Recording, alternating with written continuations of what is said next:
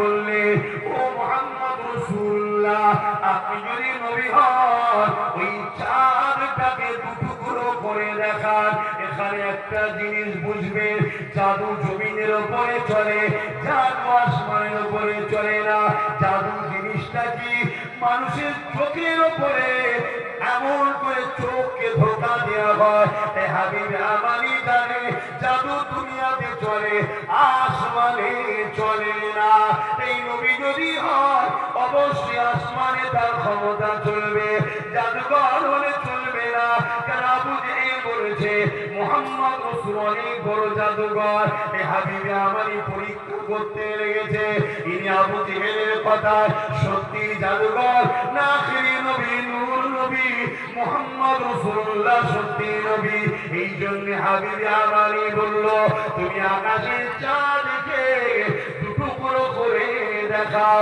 আল্লাহ নবী নূর নবী নবী নবী আমার যখনই আঙুলটা ইশারা করলেন তুললে, সঙ্গে সঙ্গে চাঁদ নিজেকে নিজে দুটুকরো করে দিয়ে মুহাম্মদ রাসূলকে, যে চাঁদও ভালোবাসে, মুহাম্মদ রাসূলের গোলামও যে চাঁদ, এই গোলামের প্রমাণ চাঁদ করে দেখিয়ে দিয়ে নিজেকে দুটুকরো সঙ্গে সঙ্গে করে দেয়।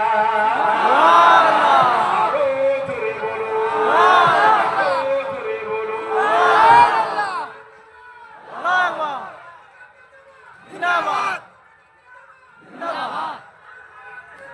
জিন্দাবাদ জিন্দাবাদ।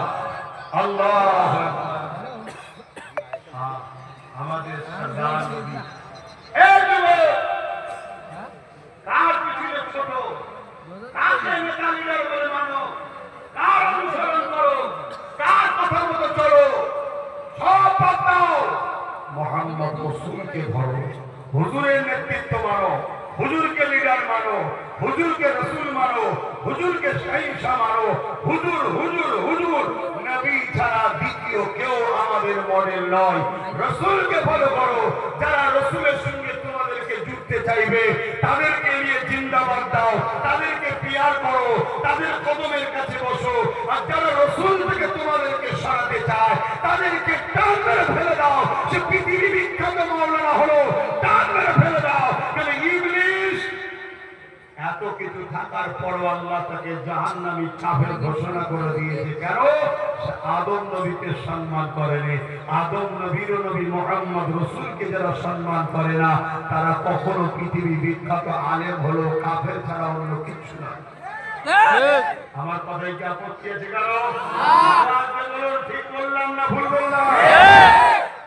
আমি দায়িত্ব নিয়ে চ্যালেঞ্জ দিচ্ছি, কোন যদি আমার সন্তানের দুনিয়ায় আলেম বানাতে পারে যে হুজুরের বিয়াদবি করার পরও ঈমান থাকে, আসো আসো আল্লাহ জমিনের উপরে তোমার সাথে মুবাহিলা হবে, তোমার সাথে মুনাজারা হবে, তোমার সাথে আলোচনা হবে। আমার রাসূলের মুস্তাক যারা, আমার নবীর শানে যারা বিয়াদবি করে, আরে নবী তো অনেক উঁচু ব্যাপার। নবীর জুব্বা মুবারক, নবীর দাড়ি টুপি পাগড়ি, নবীর ব্যবহারের জিনিসকে নিয়ে কেউ তুচ্ছ তাচ্ছিল্য করলে সব কাফের হয়ে যাবে। কেন? হুজুরকে আল্লাহ সব থেকে বেশি শানওয়ালা করেছে। জোরে বলুন সুবহানাল্লাহ।